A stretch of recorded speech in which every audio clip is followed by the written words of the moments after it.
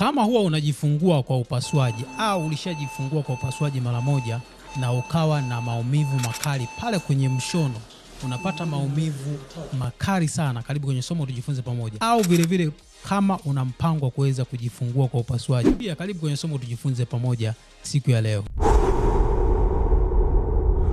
Kama ni mara ya kwanza kuweza kutembea channel yangu, unaweza kusubscribe hapo chini uende kujifunza kuhusiana na afya ya mama mjamzito, lakini vile vile na mtoto mchanga. Kuna baadhi ya kina mama ambao wanakuwa wamejifungua kwa upasuaji, huwa wanakuwa na maumivu kwenye mshono. Hapa sizungumzii kwa yule ambaye amejifungua labda jana au juzi, kwa maana kama mshono bado haujapona. Nazungumza na watu ambao wameshakaa miezi 6, mwaka mmoja, miaka 2, miaka 5.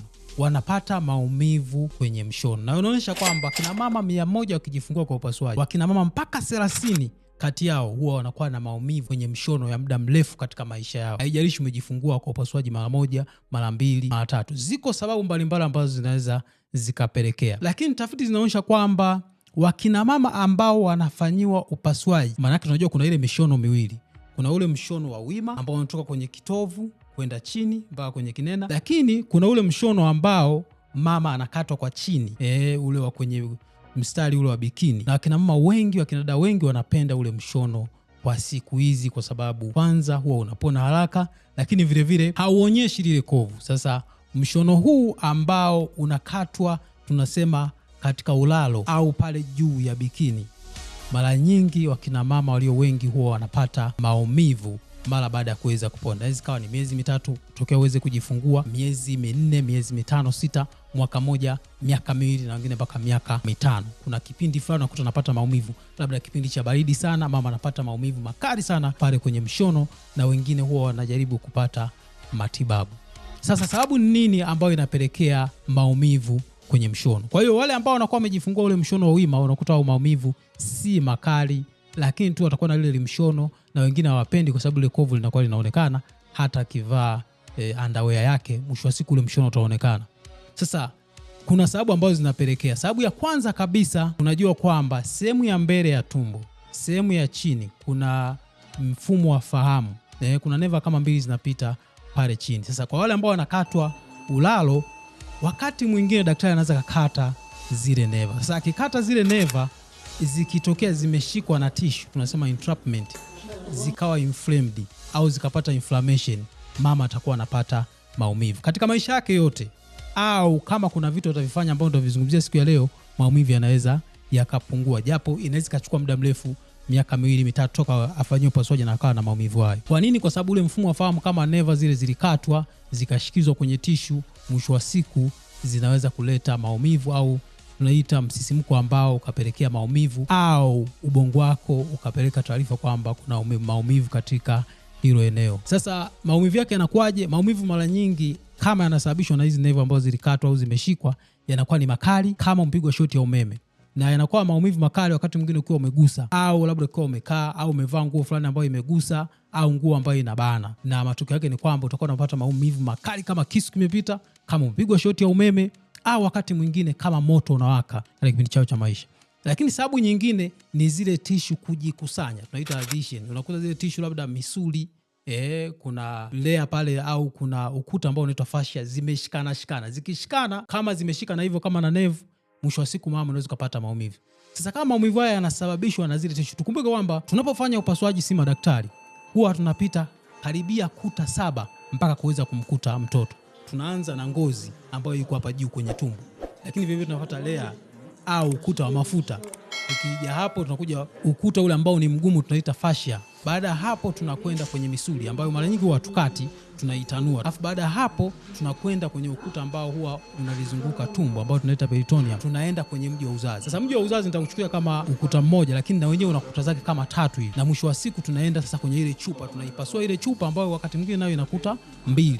Ndio mwisho wa siku tunafikia mtoto. Ukiachana ile kuta 2 za kwenye chupa ya mtoto, lakini vile vile na ule mji wa uzazi, ukijumlisha hapo unapata kama kuta 7 au layers 7 mpaka tunakuta mtoto. Sasa wakati mwingine hizi tissue zikashikana, labda mji wa uzazi na ile layer tunasema kwamba inayozunguka tumbo ambayo inaitwa peritoneum, au ikatokea kwamba misuli imeshikana na ile layer ya nje ambayo ni ngumu ambayo inaitwa fascia, zikajikunja, basi mama utakuwa unapata maumivu. Maumivu yake yanakuwa ni kwamba ukiwa mfano umesimama au umejinyosha, kuna maumivu yanakuwa kama ya kuvuta hivi. Yale maumivu yanasababishwa na tishu kama zimeshikana, na wakati mwingine utakuta baadhi ya sehemu zinakuwa kama zimevimba. Sababu ya tatu inaweza kusababishwa na nyuzi zimebaki mle ndani. Wakati mwingine kwenye mshono huu wa chini nyuzi huwa hatutoi, ni sio zile nyuzi za kuweza kuzitoa, ni nyuzi ambazo huwa tunazifikia ndani. Sasa ikitokea labda umekaa miezi 3 4, kuna nyuzi zingine zinakaa mpaka miezi 3. Kwa hiyo wakati unapata maumivu unakuta kuna kauvimbe kule mwishoni, kumbe tishu baadhi zimeshika kale kanyuzi, alafu kale kanyuzi kametengeneza kama inflammation, kameanza kuvimba, kanataka kutoka. Takiwa kanataka kutoka, utakuta kuna uvimbe, unapata maumivu, na wakati mwingine inaweza katengeneza hata usaha. Hiyo unaweza kutoa, na ukitolewa maumivu yanakuwa yameisha. Lakini sababu nyingine ni maambukizi. Sasa maambukizi mara nyingi yanakuwa huku mwanzoni, wiki za mwanzo, mwezi labda mmoja toka uweze kujifungua, kama kidonda kilisumbua au hawakufunga vizuri, wadudu wakaingia au kulikuwa na uwazi, basi utapata maambukizi. Utaanza kuona kuna majimaji yanatoka, kidonda kinachelewa kupona. Maana ndani ya siku 7 mpaka 10 lazima uwe umeshapona hii ngozi ya nje. Sasa kama hujapona, kuna uwazi, majimaji yanatoka, usaha, maumivu makali, unahisi kuna uvimbe, ni vyema uweze kwenda hospitali waweze kuchunguza na kuangalia, basi watakuandikia dawa na kuweza kusafisha na kukupa ratiba ya kuweza kusafisha kama ni maambukizi ya bakteria. Lakini wakati mwingine tunapokuwa tumeshona kule kwenye mji wa uzazi, kama zile kuta za ndani ambazo huwa zinaendaga bleed, yani unatokwa damu, zinabadilika kila mwezi, zikatolewa nje, basi utapata chango ambayo tunaita endometriosis pale kwenye mshono wa mji wa uzazi, na mama atakuwa anapata maumivu. Maumivu yake unapata kipindi ambacho uko hedhi, yani unakuta chini huku ukeni unatokwa damu, lakini unapata maumivu makali ambayo sio ya kawaida, na hiyo inaweza kuwa ni scar endometriosis ambayo inaweza katokea, na mara nyingi inaambatana kabisa na hedhi, lakini tiba yake pia ipo. Lakini vile vile unaweza kuwa unapata maumivu ambayo hayaelezeki, ni kwa sababu tu ya mifumo. Kwa mfano zile, kama nilivyosema, mfumo wa fahamu, zile neva zimekatwa, zimeingia kwenye tishu, zimeshikwa, au zinatoa msisimko ambao sio wa kawaida, yani ile sensitivity yake imeongezeka. Kwa hiyo mwisho wa siku utaendelea kuwa na maumivu kwa kipindi kirefu kwa maisha yako, na kuna vipindi fulani utakuta maumivu yanazidi. Unakuta mama kipindi cha baridi anapata maumivu makali zaidi, akiwa katika hali ya hewa labda iko ya ujoto, au kipindi fulani cha joto, maumivu hayo yanapotea. Sababu nyingine ni ngili kwenye mshono ambao tunaita incisional hernia. Sasa ikitokea kwamba walipokata, kwa mfano tumekata ule mshono wa wima, ikatokea kwamba wakati anafunga kuna layer fulani au ukuta fulani mgumu ambao huwa unashikilia sehemu ya mbele ya tumbo na kuzuia baadhi ya tishu zisitoke nje, ambao tunaita fascia. Kama ikufungwa vizuri ile au ikafungwa vibaya, matokeo yake inaacha uwazi. Kiacha uwazi, basi zile tishu kutoka kwenye tumbo zinaweza zikaingia pale kwenye uwazi. Zikiingia zikabanwa, unapata maumivu makali, na maumivu yake huwa yanatokea pale unapojikamua, kama umeenda uani au kupata haja kubwa. Lakini vile vile labda ulikuwa unanyanyua kitu chochote ambacho kitapelekea kuongezeka kwa pressure tumboni, kinapelekea utaona kuna kama mfutuko au uvimbe unatokea kwenye mshono na unapata maumivu makali. Sasa suluhisho lake ni lipi? Suluhisho la kwanza kabisa, yale maumivu ya mwanzo yanayosababishwa na neva, mara nyingi tunashauri mama uweze kufanya massage.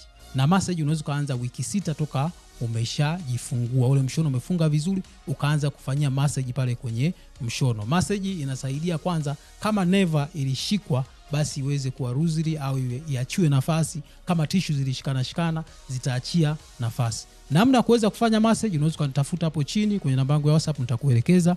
Lakini vile vile unaweza kutumia dawa za maumivu. Maumivu kama yanasababishwa na mfumo wa fahamu au tunaita neuropathic pain, mara nyingi kuna dawa zake za kuweza kuzitumia. Ukizihitaji mimi nitakuandikia, lakini kama utakuwa na vigezo, maana ni dawa ambazo ni special. Lakini vile vile kuna baadhi ya kina mama huwa au baadhi ya wataalamu huwa wanachoma sindano za kuzuia inflammation katika ile sehemu ya mshono. Kuna baadhi wanakuwa na inflammation, sensitivity inaongezeka, kwa hiyo utachoma sindano za anti-inflammatory ambazo zitapelekea hiyo inflammation iweze kupungua.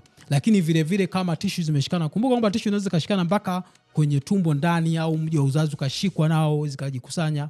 Wakati mwingine unaweza kufanya baadhi ya mazoezi ya nyonga na tumbo kulingana na daktari wako wa mazoezi atakapokuwa amekuweza kukuelekeza kama unapata maumivu kutokana na tishu zimeshikana labda kwa ndani. Hapa tunazungumzia hii ngozi ya nje na hizi layer za nje kwenye misuli, ambao unaweza kufanya tu massage za kawaida, ila kama zimeshikana ambao kwenda unapata maumivu, basi utahitaji daktari wa mazoezi aweze kukuelekeza. Lakini vile vile tukumbuke kwamba kama una maambukizi ya vijidudu, basi ni vyema kuweza kwenda hospitali, wataangalia kile kidonda na kuweza kukitanua, na watakuandikia dawa za kuweza kuzuia maambukizi na kuweza kukutibia, baadaye watashona na utapona vizuri. Kikubwa unatakiwa uzingatie usafi na zile dawa ambazo unakuwa umeandikiwa, lakini vile na kusafisha kidonda mara kwa mara. Lakini vile vile kama una maumivu ambayo yanasababishwa labda ule mshono kule ndani hawakufunga vizuri, kwa ule ukuta wa mji wa uzazi wa ndani ukajitokeza kwa nje, ambao tunaita scar endometriosis, mara nyingi wewe utatakao upewe dawa hormone kama za uzazi wa mpango. Wataalamu wanajua, ukienda hospitali watakuandikia kama kweli una vigezo.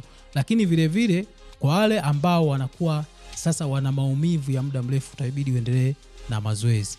Lakini tukumbuke kwamba mama, unaweza kuendelea kuwa na haya maumivu yakapungua kama utawahi kuchukua hatua za kuweza kuzifanya. Kwa hiyo kama kuna nyuzi ambayo ilishikwa pale inahitaji kutoka, labda imeanza kuvimba kule ndani kutengeneza inflammation, basi hiyo nyuzi itatakiwa utolewe. Lakini vile vile kama kuna kijipu utatakiwa ufanyiwe upasuaji mdogo.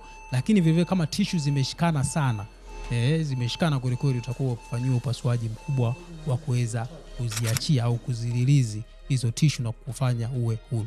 Kwa hiyo kujifungua kwa upasuaji ni njia ambayo salama kabisa, lakini wakati mwingine ikitokea changamoto ya hapa na pale inaweza ikapelekea maumivu ya muda mrefu. Sasa kama ulikuwa unahitaji kujifungua kwa upasuaji, unajiuliza, je, kujifungua kwa upasuaji, je, una vigezo? Unaweza kupiga suggestion hiyo hapo, kusikiza video kuhusiana na kujifungua kwa upasuaji na kama utakuwa na vigezo na vitu gani uweze kuvijua. Ukiwa na swali niulize hapo chini, mimi nitakuwa tayari kuweza kujibu swali lako wakati wote. Karibu sana.